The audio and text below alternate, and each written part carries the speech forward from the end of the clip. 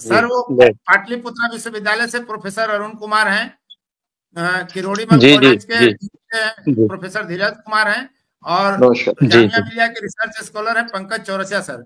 Sir Tapendra Kushwaha ji हैं, पूर्व IAS अधिकारी रहे हैं और उत्तर प्रदेश में सपा सरकार में कैबिनेट मंत्री भी रहे हैं। जगदेव प्रसाद की राजनीति और उससे सामाजिक परिवर्तन कितना हुआ उनकी राजनीति से, उनके खिलाफ क्या साजिश रची गई और कैसे राजनीतिक वैचारिक समझौता उनके अनुयायियों ने कर लिया, उनके वंशजों ने कर लिया। देखिए, हर व्यक्तित्व का अध्ययन आदमी अपने अपने ढंग से करता है, अपने अपने ढंग से व्याख्या करता है।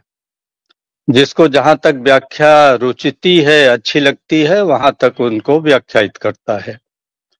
बाबू जगदेव प्रसाद एक ऐसे समय में आए जब पूरी राजनीतिक शून्यता थी। उस समय डॉक्टर राम मनोहर लोहिया और बाबू जगदेव प्रसाद, कर्पूरी ठाकुर, तमाम जैसे पर्सनालिटीज थे जो राजनीति में शोषित समाज को, पिछड़े समाज को आगे उसकी राजनीति को खड़ा करने का प्रयास कर रहे थे।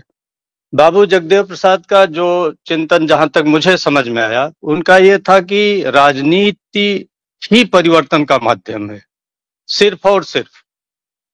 बाकी जो चीजें हैं, समाज की व्याख्या, अर्थ की व्याख्या, संस्कृत की व्याख्या, शोषण की व्याख्या, शोषकों की व्याख्या, ये सारी व्याख्याएं एक तैयारी है, एक फाउंडेशन है।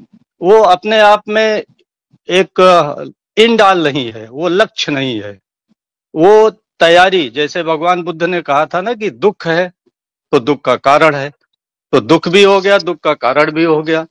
फिर ये हुआ दुख का समाधान भी है, तो दुख का समाधान ये है कि सत्ता पर 90% लोग काबिज हों। ये दुख का समाधान था। और उसके लिए उन्होंने शोषक वर्ग कौन है, शोषण का तरीका क्या है, उसकी पूरी व्याख्या की है। उस पर बहुत चिंतन मनन और मंथन हो चुका है। तो जो मूल बातें थी कि बाबू जगदेव प्रसाद उस दुख का निदान कैसे करना चाहते थे। बाबू जगदेव प्रसाद राजनीति के माध्यम से सत्ता तक पहुंच करके सारी समस्याओं का समाधान ढूंढना चाहते थे। अब कुछ लोग उनको सामाजिक चिंतन का ही पूरा पहलू, जैसे हमारे तमाम लोग हैं, पूरी व्याख्या कर देंगे कि बाबू जगदेव प्रसाद का ये चिंतन था, ये सोच था। ठीक है, वो बात तो सब सही है और वो चिंतन भी होना चाहिए, वो पृष्ठभूमि है, वो फाउंडेशन है। लेकिन जो बाबू जगदेव प्रसाद ने जिस प्रकार की राजनीति खड़ा करने का प्रयास किया, जो मैं समझता हूं, पहली बार बाबू जगदेव प्रसाद जी ने शोषित दल बनाया 67 में, शायद 1967 में उन्होंने बनाया। और शोषित दल जब बनाया तो उसके आप ये कह दीजिए कि फ्रेंड, फिलासफर, गाइड, चिंतक, संविधान निर्माता, उसके पीछे जो पूरा उनका सोच चिंतन था वो बाबू जगदेव प्रसाद का था। लेकिन बाबू जगदेव प्रसाद ने जो भविष्य की राजनीति देखी, उसमें उन्होंने राष्ट्रीय अध्यक्ष बीपी मंडल को बना दिया। ये शायद एक बहुत बड़ा शोषित समाज की राजनीति में एक बहुत बड़ी शुरुआत थी। इसके बाद रामस्वरूप वर्मा जी उत्तर प्रदेश में उस समय समाज दल बनाए हुए थे। तो इन दोनों लोगों की बात हुई और बाबू जगदेव प्रसाद जी ने अपने तमाम भाषणों में, तमाम अपने लेख में ये बताया है कि उनका दृष्टि एक अखिल भारत स्तर की राष्ट्रीय पार्टी शोषकों की, शोषित समाज की बनाना था, 90% की। इसलिए जब समाज दल और शोषित दल दोनों को मिलाकर शोषित समाज दल बनाया गया तो उसका राष्ट्रीय अध्यक्ष रामस्वरूप वर्मा जी को बना दिया गया, जो कुर्मी बिरादरी के थे। यानी अब उनको कोई मान लीजिए, दांगी मान लीजिए, जो कुछ मान लीजिए, इस विवाद से हमसे मतलब नहीं। लेकिन एक जाति से संबंधित होकर आज जितने लोग इस देश में दलित पिछड़े दल बना रहे हैं, वो आजीवन अध्यक्ष हो जाते हैं, फिर उनके बेटी बेटा हो जाते हैं और इतनी क्रांतिकारी बातें करते, इतनी क्रांतिकारी बातें कि लगता है कि यही देश में संपूर्ण क्रांति कर देंगे। तो बाबू जगदेव प्रसाद का जब भी पढ़िए, उनका दृष्टि यही था कि एक अखिल भारत स्तर की राष्ट्रीय पार्टी शोषित समाज की यानी 90% वंचित समाज की बननी चाहिए। उसके लिए उन्होंने 2 आदर्श प्रस्तुत किया। पहला आदर्श ये प्रस्तुत किया कि पहली बार उन्होंने बीपी मंडल जी को अध्यक्ष बनाया, दूसरी बार उन्होंने बाबूराम स्वरूप वर्मा जी को बनाया, और दुर्भाग्य ये था कि 74 में उनकी हत्या हो गई। तो जो उनका एक अखिल भारतीय दल बनाने का जो विजन था, उस पर हम बहुत कम चर्चा करते हैं। और समाधान यही है भाई, समाधान दुख की तो बड़ी व्याख्या हो चुकी, आरक्षण कैसे जा रहा है, शोषक लोग कैसे हमें सदियों तक ये किए, पूरा इतिहास, मनुस्मृति, रामायण, महाभारत, पता नहीं कौन कौन लोग हैं, दुनिया भर का सब पूरी व्याख्या होती रहती है। लेकिन मुख्य समस्या ये है कि इसका समाधान क्या है। अगर समाधान राजनीति है तो अगला प्रश्न है कि राजनीति किस प्रकार की होनी चाहिए। बाबू जगदेव प्रसाद जी ने एक हमें राजनीतिक दृष्टि दी, और वो दृष्टि ये थी कि आप एक क्षेत्र की, एक जाति की, एक परिवार की पार्टी मत खड़ा करिए, और उसके लिए उन्होंने आदर्श प्रस्तुत किया। बाद में कदाचित बाबू जगदेव प्रसाद के अनुयायियों ने भी उनकी उस दृष्टि की पता नहीं समझ नहीं थी, या बड़े स्पष्ट रूप से परिभाषित नहीं था। जो भी रहा हो, तो उनके शोषित समाज दल में जो भी राष्ट्रीय अध्यक्ष रहे, 2-4 लोगों को मैं जानता हूं, पूरा श्रृंखला मुझे नहीं मालूम, कई लोग तो मृत्यु पर्यंत रहे, यानी उनके मरने के बाद दूसरा राष्ट्रीय अध्यक्ष आया। तो स्वाभाविक है कि जो उनका विजन था कि भाई शोषक यह है, शोषित यह है, शोषण का तरीका यह है, उसका ऐतिहासिक कारण यह है, उसका आधार यह है। फिर उसका समाधान उन्होंने सिर्फ और सिर्फ राजनीति से ढूंढी। हमारे यहाँ कुछ लोग हैं कि भाई पहले सामाजिक परिवर्तन कर लिया जाए। तो सामाजिक परिवर्तन भाई कितने समय तक करेंगे सामाजिक परिवर्तन, इसका कोई सीमा रेखा है। ज्योतिबा फूले से लेकर के आज तक सभी सामाजिक परिवर्तन ही तो कर रहे हैं। तो सामाजिक परिवर्तन की बातें सभी कर रहे हैं, धर्म सत्ता, अर्थ सत्ता, संस्कृत में कैसे हम आगे बढ़े, आरक्षण जा रहा है, शोषण की चीजें कैसे समाप्त हो, ये सब चीजें हो रही हैं। लेकिन इसका समाधान क्या है?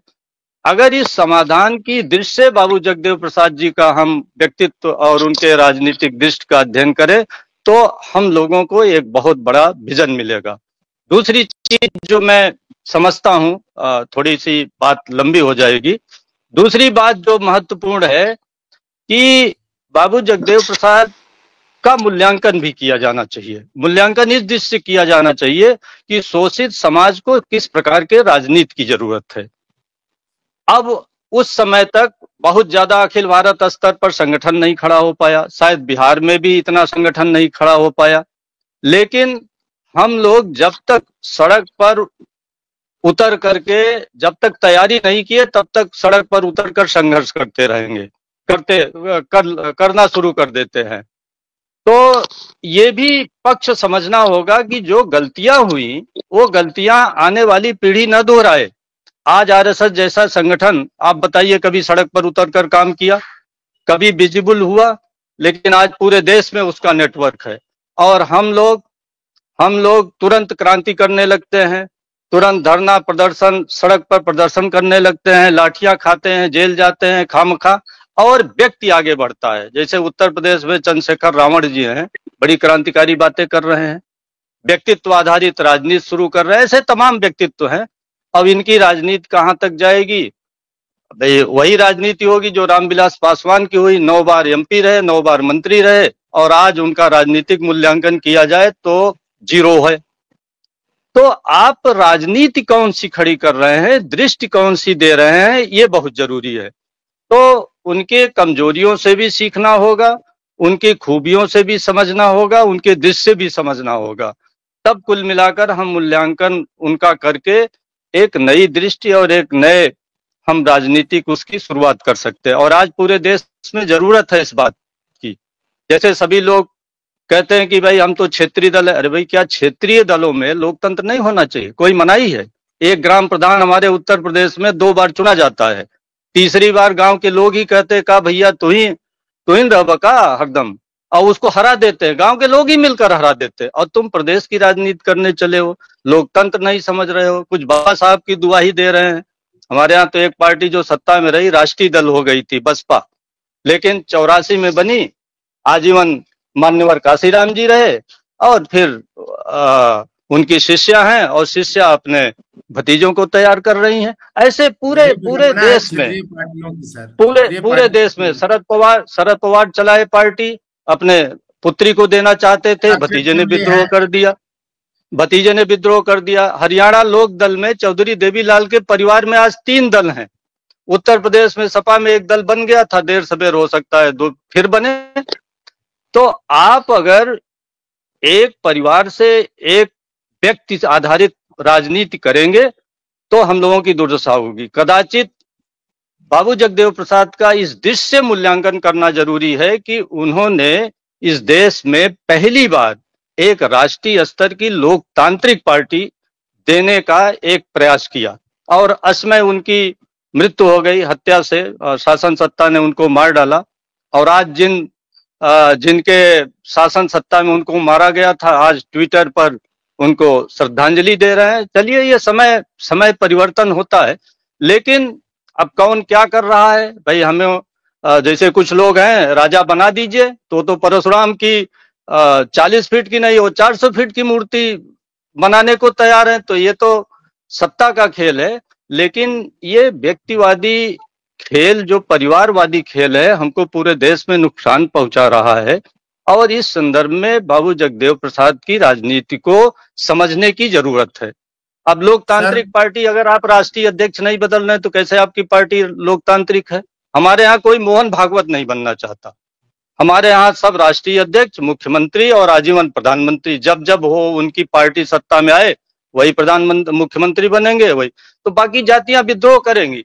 तो कदाचित जातियां समाप्त नहीं की जा सकती। कुछ हमारे लोग बकवास शुरू कर, अरे पहले जाति समाप्त करे। भाई कहां से जाति समाप्त कर दें? जातियों का लोकतांत्रिकरण किया जा, जातीय संबंधों का लोकतांत्रिकरण किया जा सकता है। ये सिर्फ लोकतांत्रिक राजनीति से ही संभव है, न ये सामाजिक चेतना से संभव है, न ये धर्म और मनुस्मृति की व्याख्या से संभव है, न रामायण या महाभारत की व्याख्या से। सब समझते हैं, सब जानते हैं। हमारे यहाँ जो जनता पहले जय भीम बोलती थी, आज जय श्री राम बोल रही है। क्यों बोल रही है? भाई असहाय जनता है, उसको सत्ता का संबल चाहिए।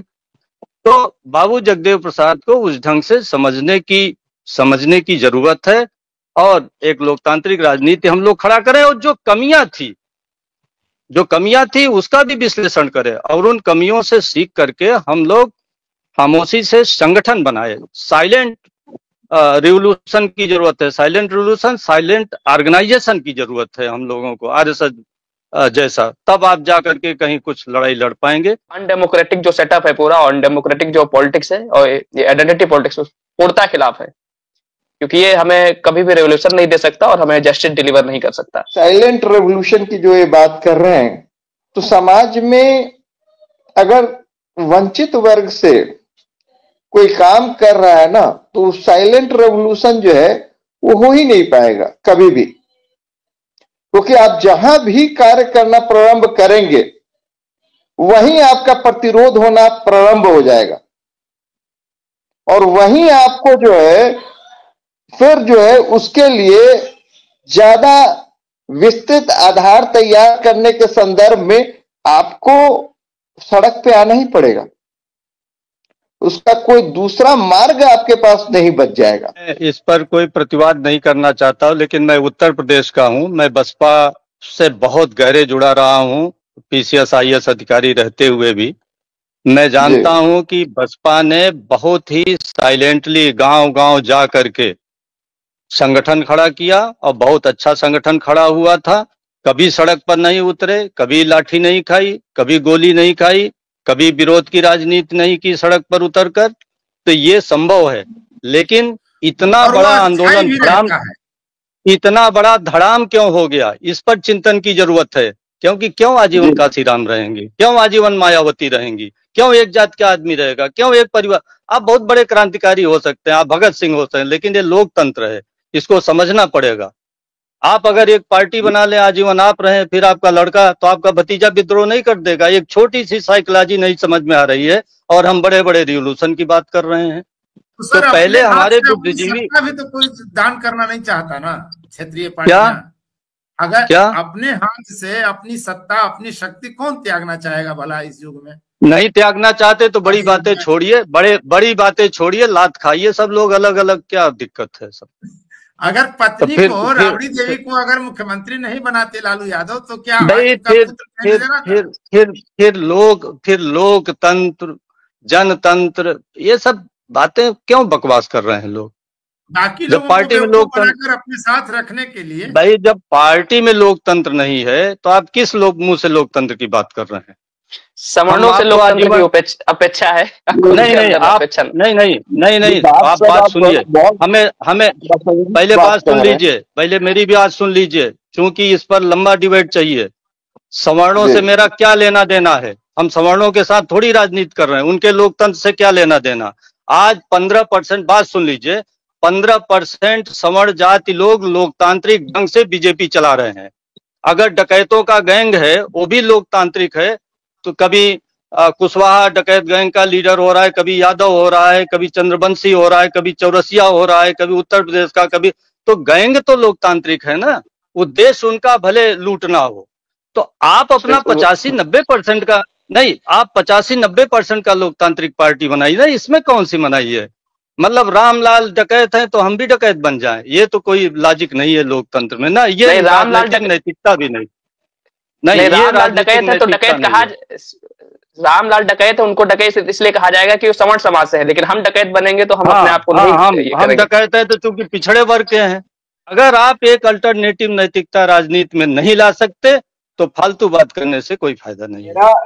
मेरा यही कहना है कि सब कुछ 24 कैरेट सब कुछ सही नहीं है, तो जो हमारे लिए कम हानिकारक है वो हमारे लिए सही है। मेरा यही कहना है। अगर परिवारवाद, बैंकवाद की जातियां चली थी वो ज्यादा हानिकारक ऐसा है, फिर वही तर्क हमारे लिए ये ज्यादा खतरनाक है, क्योंकि हमारे विभाजन के लिए यही जिम्मेदार है, हमें हमारी राजनीति कमजोर करने के लिए भी जिम्मेदार है। नहीं, अगर कोई भ्रष्ट भी है और जाति जनगणना के माध्यम से अगर आबादी के आधार पर रिजर्वेशन की वकालत करता है तो जो भ्रष्ट नहीं है उसके अपेक्षा ये सही है। मेरा कम से कम ये मानना है। ऐसा है, ये लोकतंत्र, ये लोकतंत्र है, सबको मुख्यमंत्री राष्ट्रीय अध्यक्ष बनना चाहिए, बस सीधी सी बात। अगर अवसर नहीं है तो हम उनके साथ नहीं है, अपना विकल्प पैदा करिए सब मिलकर। अगर एक ही परिवार का आदमी अगर सामाजिक न्याय कर दे रहा है, अरे ये तो सबसे बड़ा सामाजिक न्याय के विरोध की बात। परिवार ने कर दिया। एक परिवार का नेतृत्व ही सामाजिक न्याय के मूलतः विरुद्ध है, मौलिक रूप से विरुद्ध है, लोकतंत्र के विरुद्ध है। और सामाजिक न्याय लोकतंत्र के लिए, अच्छा ये लंबा बहस का विषय है। अब इसमें मेरा यही मानना है कि काम पर ज्यादा फोकस, मतलब कि नहीं काम पर नहीं, ये लोग ज्यादा हो, नहीं काम सभी करेंगे, काम। अच्छा ये बताइए, इस पूरे देश में अलग अलग इतने राष्ट्रीय अध्यक्ष हैं, सब काबिल हैं, लेकिन एक दल में कभी आप हो जाएं, कभी ये हो जाएं, कभी वो हो जाएं, इसमें काबिलियत घट जाती है। यानी जो अध्यक्ष बदल दे रहा है सर, जो अध्यक्ष बदल दे रहा है, क्या वो इसी काम के इतना ही से वो सही हो गया? फिर वही बात, आप पहले 85-90% का लोकतांत्रिक पार्टी बनाइए, तब आगे बात करिए। अभी तो प्रयोग ही नहीं हुआ, आप उसकी आलोचना में लगे, पहले प्रयोग तो करिए, पहले उस दिशा में आगे तो बढ़िए। नहीं, अब मेरा यही मानना है कि जो अध्यक्ष बदल दिया, जो पार्टी अध्यक्ष बदल दे रही है, अरे भैया जी, मुझे समाजवादी पार्टी का राष्ट्रीय अध्यक्ष बनवा दीजिए, 700 करोड़ है, पार्टी को मैं दौड़ा दूं और एक लाइन का संशोधन कर दूं कि एक पद पर 3 साल 4 साल से ज्यादा फिर वही व्यक्ति चुनाव नहीं लड़ेगा, उसके जात का भी नहीं लड़ेगा, परिवार, आप लोकतंत्र हो जाएगा। और जब सभी जातियों के राष्ट्रीय अध्यक्ष होंगे, एक पूरे राष्ट्रीय स्तर का एक उसमें बड़े बड़े लोग होंगे, तो आप जातिवाद भी नहीं कर सकते, आप भ्रष्टाचार भी नहीं कर सकते। देखिए, लंबी लड़ाई का विजन बनाना पड़ेगा। और बाकी अब ठीक है, हमारे भी जात के नेता हैं, हम भी चाहते हैं मुख्यमंत्री बन जाए, आप भी चाहते हैं मुख्यमंत्री हो जाए। अब जिसके जात की पार्टी नहीं है वो क्या करे? वो तो पूरब में एक कहावत है ना कि भाई हमारा तो बिगड़ ही गया, हम तो खेल में शामिल नहीं है, हम तो हमारे खेले बिगाड़ेंगे। तो खेले बिगाड़ रहे हैं सब लोग, तो आप खेल में सम्मिलित करने का लोकतांत्रिक तरीका बनाइए, यही आपसे अनुरोध है। इस पर चिंतन हो। आप लोग बुद्धिजीवी लोग हैं, आप लोग बुद्धिजीवी लोग हैं, स्वतंत्र और ईमानदार चिंतन की जरूरत है, समझ गए? राजनीति में आदर्शवादी से ज्यादा व्यवहारिक होने की जरूरत है सर। नहीं, इतना भी व्यवहारिक नहीं कि छिन्न भिन्न हो जाए सब। ज्यादा लोकतांत्रिक होना भी छिन्न भिन्न होना है। आप देखिए, नहीं, ऐसा नहीं है, ऐसा नहीं। फोर्थ व्यूज, चौथा विचार, बाकी